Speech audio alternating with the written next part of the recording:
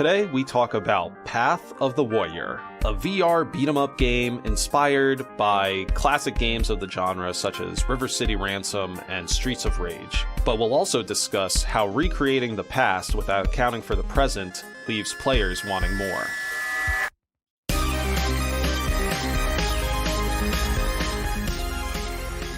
Hello and welcome to Head-Mounted Destinations, a podcast about VR and VR game development. We provide our perspective as developers and give you a peek behind the curtain.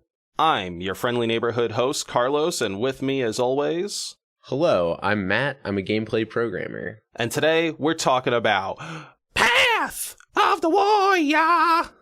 It is a retro-style beat-em-up game made for VR from the makers of Splosion Man, Missplosion Man, The Maw, Comic Jumper, Loco Cycle, Wilson's Heart, and Defector. I basically listed their entire game portfolio because I have been following them for just that long. Wait, I didn't even know about this. What are all these games? So Twisted Pixel, back before I gained full adult human sentience, I was just a young, naive lad in middle school and had an Xbox 360, and Twisted Pixel were this indie developer that really liked platformers of some kind. And with the Summer of Arcade, the Xbox Summer of Arcade, where they would highlight smaller titles to kind of hold you over during the summer when typically the double to AAA stuff waits, Twisted Pixel had The Maw, which was a game about a spaceman, and then their next game was Splosion Man, which was this cool platforming homage to games like Donkey Kong Country, and eventually it got a sequel in Missplosion Man and the games had co-op, and it goes further and further from there with Comic Jumper, this side-scrolling beat-em-up game about a hero that can jump between comic books, and it becomes this big love letter to comics throughout the ages. The game after that, if I recall correctly, was Loco Cycle, which didn't hit as well, if I recall correctly, but it was about a mechanic who ends up getting incidentally kidnapped by a sentient motorcycle, and the mechanic has to help the motorcycle fight the government and escape whatever's going on. And the obviously, the range of ideas from this studio is pretty wild. And when I saw that they jumped the VR, that got me so excited. Yeah, I didn't realize that they had done a bunch of arcade games before this. Obviously I was familiar with them mainly from Wilson's Heart and Defector, which Wilson's Heart was pretty early in the VR market cycle. Yeah. And clearly they have a thing as a studio. They have a thing for stylization, right? Wilson's Heart is black and white, noir, 1940s, 1950s horror movie aesthetic. Defector is comic book action 007. Brought to life to the point where they have a filter over the screen that makes it pop and be a little bit cel shaded. And then Path of the Warrior has this whole very stylized aesthetic of being a beat 'em up game brought to life. Yeah, and so just for our travelers to know, because we've kind of already said it, but let's just flat out say it, Path of the Warrior is a single player to co-op beat 'em up game, has 5 levels to it. It is very much a homage to the classic River City Ransom or Streets of Rage or TMNT Arcade or The Simpsons Arcade. All of those beat 'em up games you've played now experience that, but inside VR.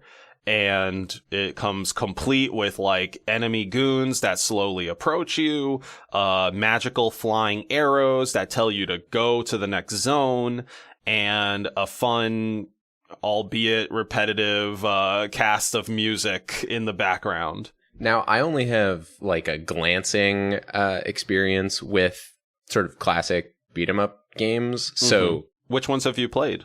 To the point where I couldn't even name them, because it's Okay. You're at an arcade and you're I'll play this for a little bit, but they whatever, eat your quarters and then you just fuck off somewhere else. Yeah, exactly. Yeah. So can you describe the base experience for me and the listeners?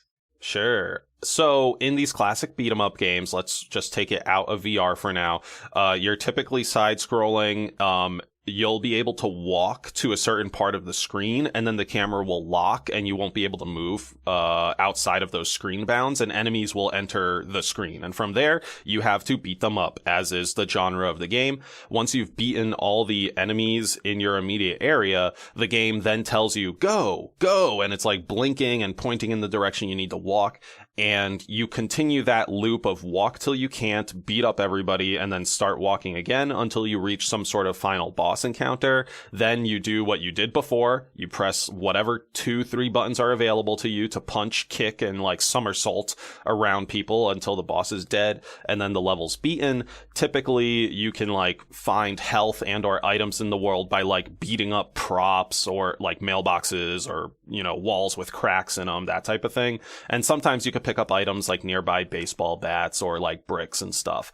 And all these classic staples of beat 'em up games do make their way into Path of the Warrior. So you would say the combat is like mostly button mashing and not like chaining together combos or identifying weaknesses in enemies. As far as I remember, for classic beat 'em up games, it was very button mashy. I think at times, mostly for like, say, stronger enemies or bosses, they imply like a light bit of, you know, kind of traditional game design. Oh, you have a very hefty enemy. Maybe his weak point is only when he's panting after an attack, or you have to hit him from the back. Now that makes sense to me, because like these are often 2 to 4 players in these like arcade machines, right? And it's like very much people hop in and like probably haven't played that much, and it's just like chaos. That's the fun, right? It's very like entry level, just like, holy crap, we're going through a bunch of enemies on the screen.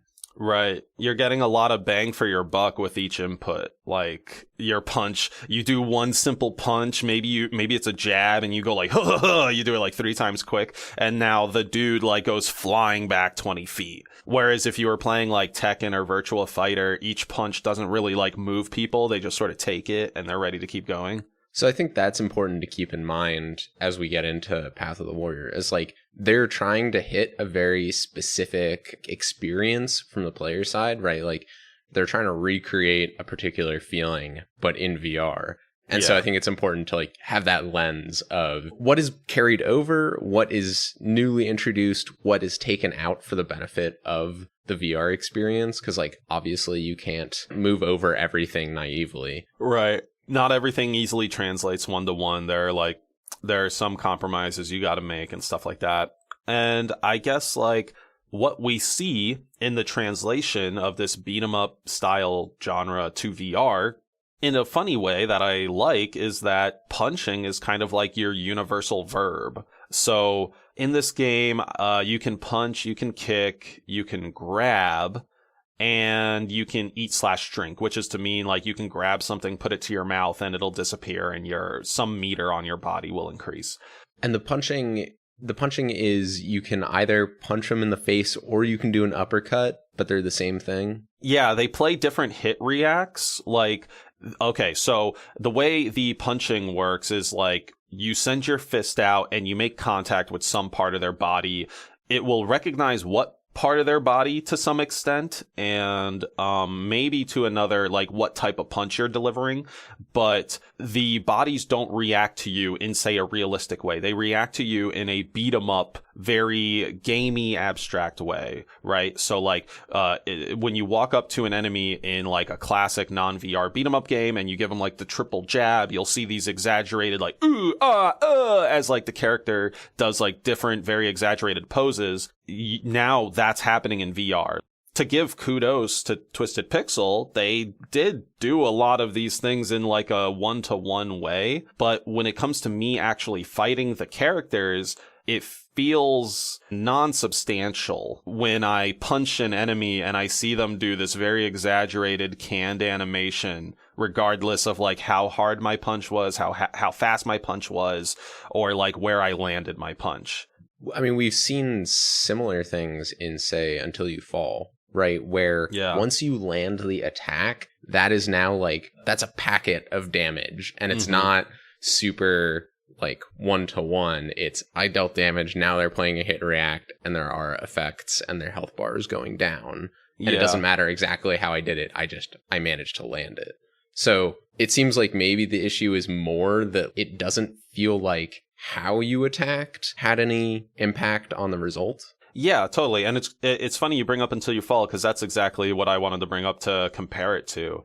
There's an extra layer of abstraction in Until You Fall, where, you know, you get the cool No More Heroes directional arrow in front of the enemy telling you like which way to strike them, and maybe they'll play a hit react that kind of like makes sense with that. But if they don't, it doesn't really matter, because like a big flash is happening on the screen. Like it's way more stylized, I'm saying. Like the moment of impact in Until You Fall is way more stylized and flashy than the moment of impact in Path of the Warrior, which is way more, if anything, it's unnoticed, I would almost say. Like the character's hit reaction is way more noticeable and pronounced than the literal hit itself. Whereas in Path of the Warrior, the hit is this big flashing moment, and then the response to that is like the hit react that you sort of see the character do after the flash. And in Path of the Warrior, when I go to do my punch, I don't really see a visual bang. You know, maybe I hear the punch, but it's not super impactful. The most impactful thing is that now this guy is making his best O face in front of me because I punched him in the solar plex or something. Mm-hmm. And that just feels kind of like lackluster, especially as the game goes on. Like every punch just sort of feels empty. I feel like I could just sort of flail my hands and deal the same amount of damage, whereas when I'm playing Until You Fall, I'm like more thoughtful about my strikes, especially you know, if I'm playing Creed, a game that like leans heavily into fist on fist combat, Creed punches still feel more impactful in that regard without super exaggerated like animations. Something that I would maybe suggest that would make things a little cooler for the base combat is if I had like some sort of Sherlock Holmes like finisher sequence. You know how like in the Robert Downey Jr. movies, they have like, it's kind of been memed too, but there's that sequence where like he's in a fist fight and then he's like, okay, step 1, I'm going to punch him in the shoulder and that's going to dislodge this. Then step 2, I'm going to do an elbow to the face. Once I do an elbow to the face, then a punch to the solar plex. Then he's going to vomit. Then I'm going to take a step back, jump over that vomit, fucking drop kick him in the chest and then land in the vomit. Like, like I want that. And I actually see that type of gameplay in one of Creed's minigames. There's like a Creed minigame where you have the dummy in front of you and you gotta punch a sequence of colored bubbles in like the correct order. I think they have numbers on them too, but your goal is to like punch through that sequence as fast as you can, kind of like you're running drills. And I would have really enjoyed seeing something like that in this game, especially, you know, because my hits don't really matter. Why not lean into that and allow me to do this fucking like 64 palm attack like right on his like fucking chest and make him blast back through the window. They already give you the ability to grab stunned enemies and throw them into parts of the environment. So like, why not let me do a flurry of punches? Why not give me that same functionality, but trigger it at the end of a flurry of punches? That's what I'm saying. Well, and they do that with the bosses, right? Where it's like freeze time and then you like punch them a bunch. Good and then call. They fly off into the void. Like the energy void. And I mostly really like those moments. Like those moments break a little bit if you at all look around your environment, because it's very clear they're just putting you in a big ball with like some sort of shader on it. But that doesn't necessarily take away from the whole experience of like, oh shit, I'm in like I'm in a fiery rage, and you're just like, and they're playing all their hit reacts like super fast, and you're just fucking nailing into them. And I like those moments, but I think I like those moments because they let me go all out at a time where like I really just don't feel like my punches are all too satisfying. So being able to just let loose, because I don't think you can actually do that in regular gameplay. Like they have some sort of like stun lock protection or something. Yeah, like especially with the bosses, it's like you get 5 hits and it doesn't like, you know, oh, I stun the boss, I get 5 hits. It doesn't matter how fast I deliver them. Like if I get there sooner, it's just 5 hits and then it goes on to the next thing, which feels super unsatisfying. If anything, you get 5 hits at most, which feels shitty. You get 5 hits at most, and you're like, oh no, if I let this guy like stay in his stun state for any longer, I won't get my 5 hits, where it should be like, oh, this is my opportunity to attack. Let me maximize that opportunity to get the good ROI, return on investment. I think what this boils down to is like the player needs to have some amount of like decision making ability where it's like the choices I make in the way that I do things needs to like impact the state of the game. And in a lot of cases, that's just not the case. And I think that's where it starts feeling flat. Because like, yes, could the juice on when you punch an enemy be better? Like, yeah, I could, but the bigger thing is like, it just doesn't matter how I punch them or like what I do after I punch them. If I was thinking at a higher level of like, okay, it doesn't matter exactly how I punch this guy, but once I punch him, I can like knock him into this environmental thing and that will actually change the environment. Or like, if I have to knock him into this invulnerable enemy in order to break the invulnerability, right? Like if you're now making calculations of like, you know, it's not about punching this guy. It's about what happens after I finish punching this guy. Now suddenly that's interesting, but that just doesn't come into play. You're totally right in that it doesn't come into play. And I'm just thinking of like the tough enemies, quote unquote, that pop up in the campaign. And I really can only think of like one method that any enemy really needed used, or maybe two methods. Like you had enemies that would gain a red, like unbreakable state and then just charge at you, whether that be like a rhino attack from a roller skating enemy, a strongman doing a like double lariat towards you, or a clown doing a handstand and trying to kick you. Like, but they all move in like one direction. You simply need to walk out of the way, wait for their animation to finish, and then, you know, get your 5 hits in before they reset and do that whole thing again. And that's, I'm just going to flat out say it, like, that's not good enough for VR in my opinion. Like just moving out of the way, like being a matador is not like super VR wow. The roller skating bosses, that's VR wow to me. You know, outside of fan service, the roller skating twins are my favorite boss because they justified why I was playing this on Quest.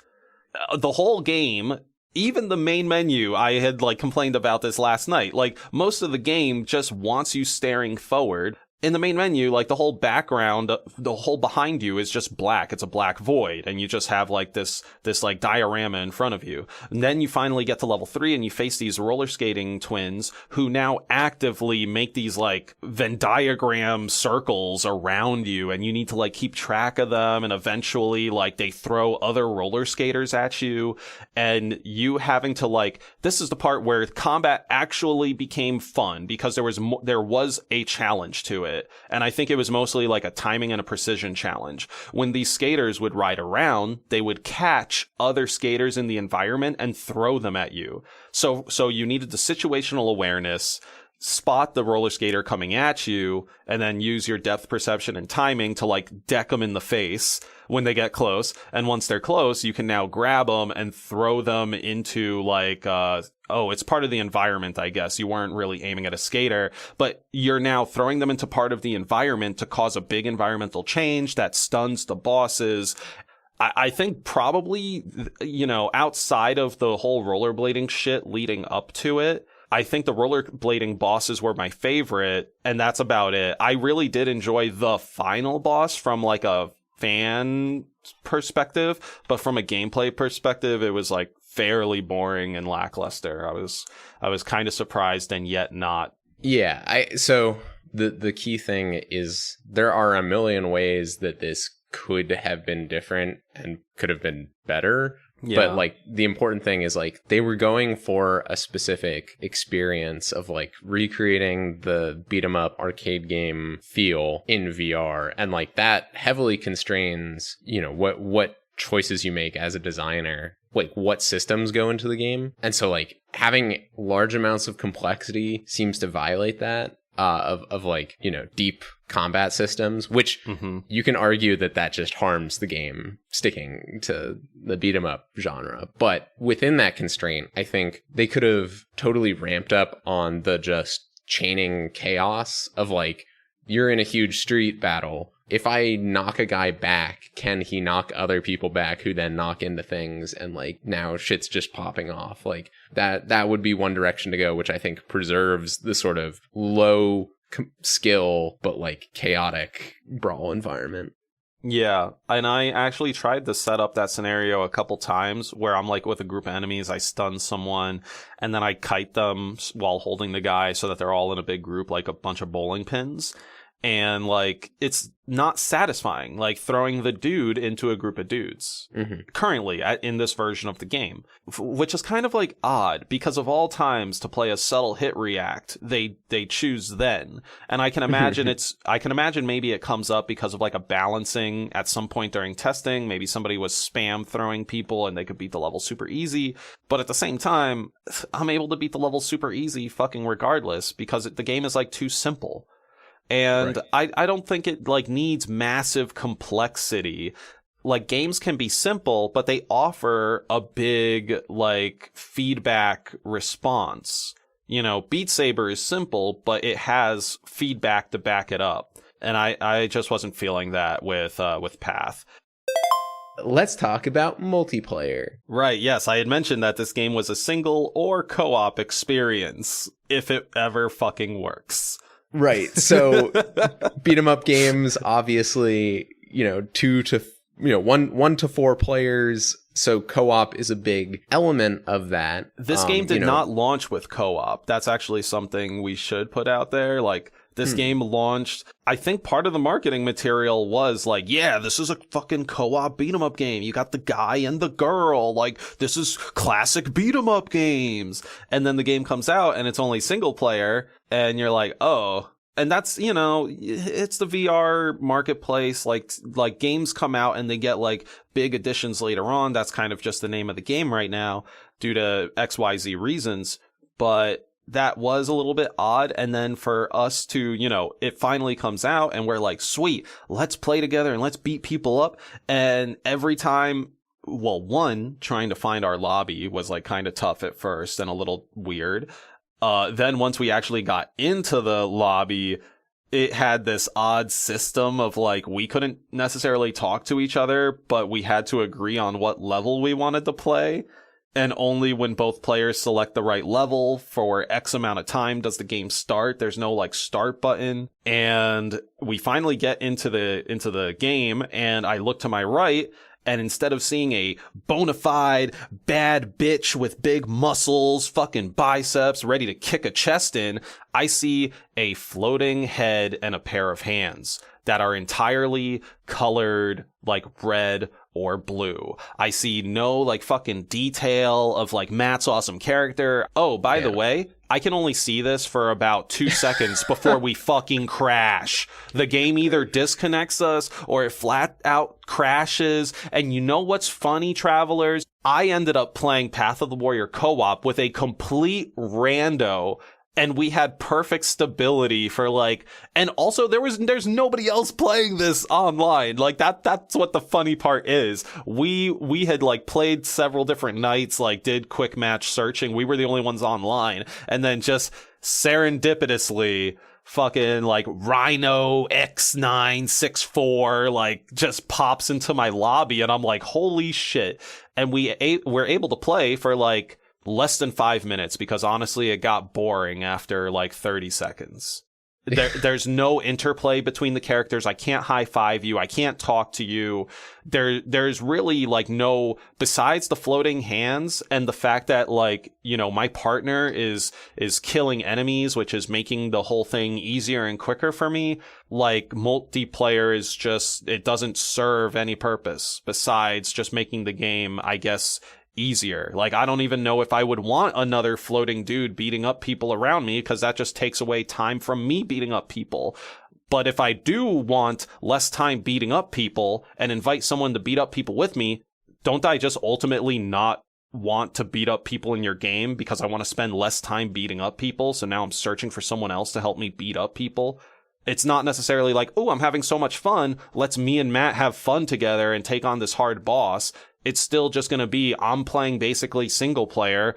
Oh, 3 enemies just killed themselves on their own because some ghost next to me went sicko mode. Now, putting aside the technical issues, which, I don't know, maybe there's something wrong with my headset or my internet, given that, like, you played fine with a rando. So putting aside the fact that we had the disconnects and that it doesn't seem like there's maybe voice chat and other like quality of life things that are lacking from the whole multiplayer side of things, it does seem like, you know, the classic beat 'em up genre, the multiplayer there, the co-op there is very much just like parallel. I'm playing beside you. We're not playing together. Oh, yeah. It's absolutely in line with classic beat 'em up genre.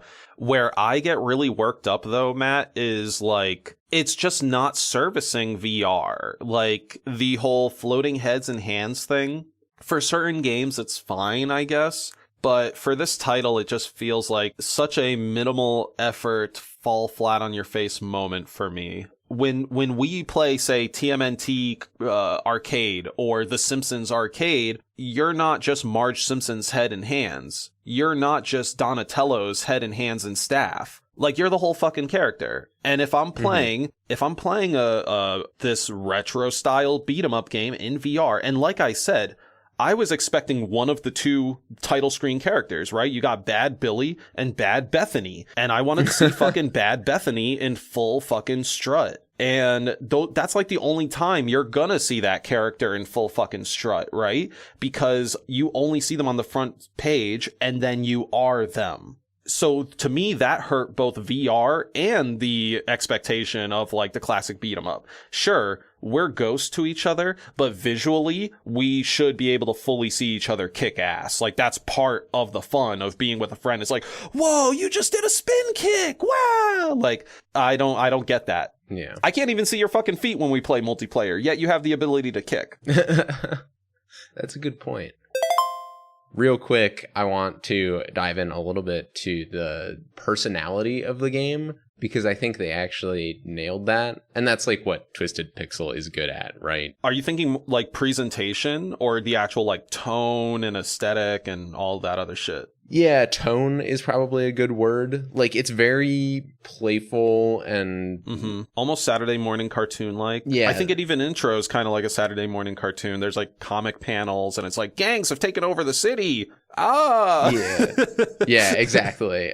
Just all the like character designs and the location designs, right? Like the roller skate boss, they're the rink wraiths. There's a guy with a mohawk made of knives. Yeah, the guy with the mohawk made of knives.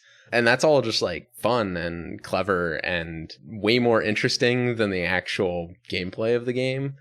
Oh, I just figured out how it made sense, Matt. What? Oh, okay, travelers. This is kind of spoilers if you haven't like played the game. But Matt, this is how it makes sense. Holy shit, how did I just draw this connection? So the final boss in this game is Mr. S. But he's literally okay. It's fuck. All right. Twisted Pixel history. The game Comic Jumper that I mentioned before. Now it feels like we're fucking laying out a Marvel movie to these people.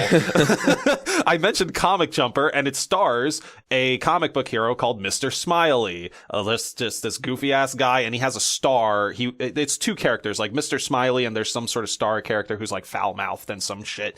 Anyway, you're jumping through comic book to comic book, and then in my head I just realized like, oh shit, Path of the Warrior opens up with a comic book intro, and you're playing through the old beat 'em up shit, and eventually you make it to Mr. Smiley. Mr. Smiley is the comic book jumper man.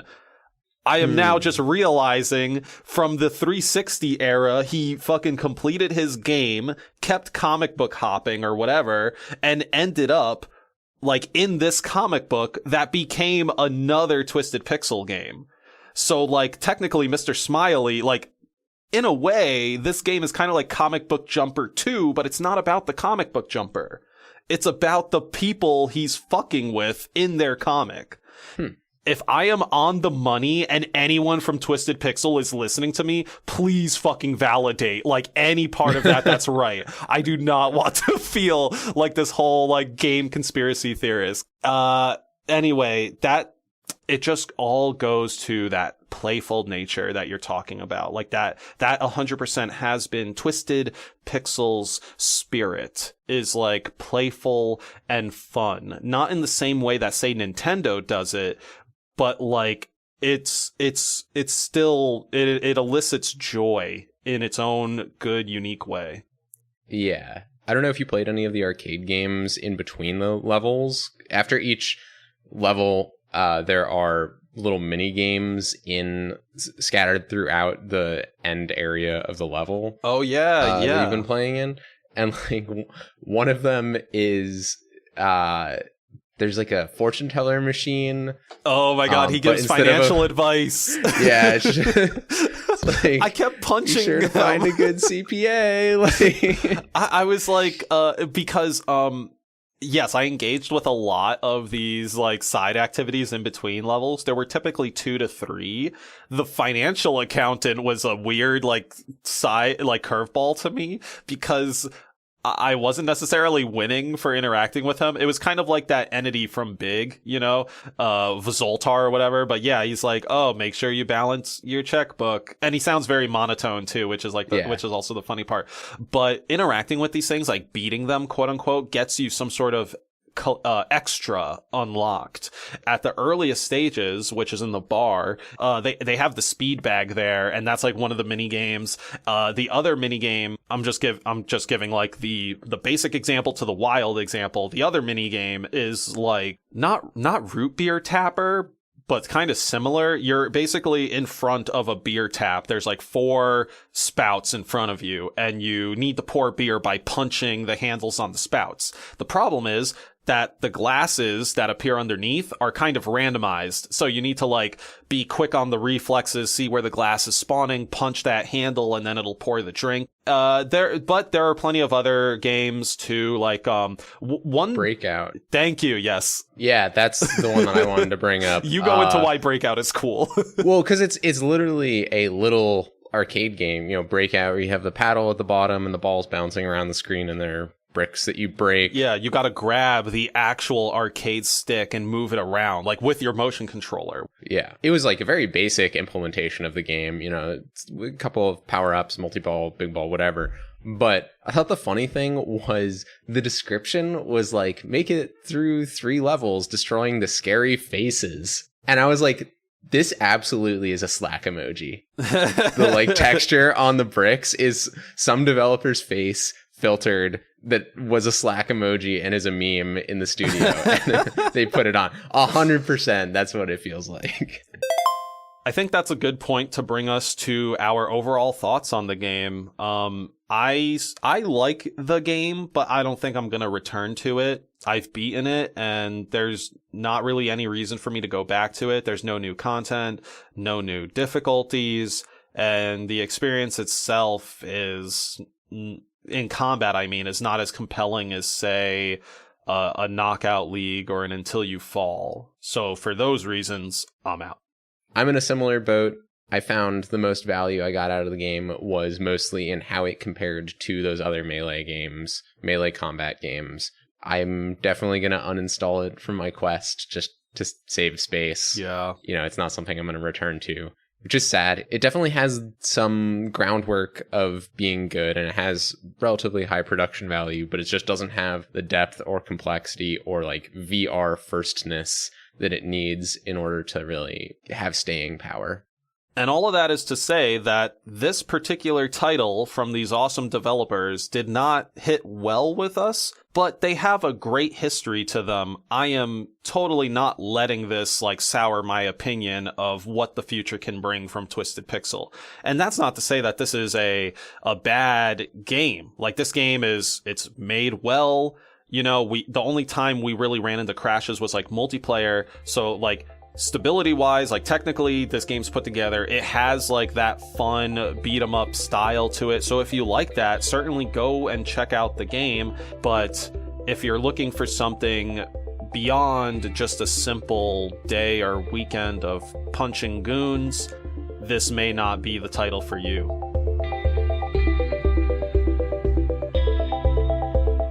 If you liked this episode of Head Mounted Destinations, please share it with your friends. Word of mouth helps us out. To get notified about new episodes, go to headmountedpodcast.com and sign up for our email list.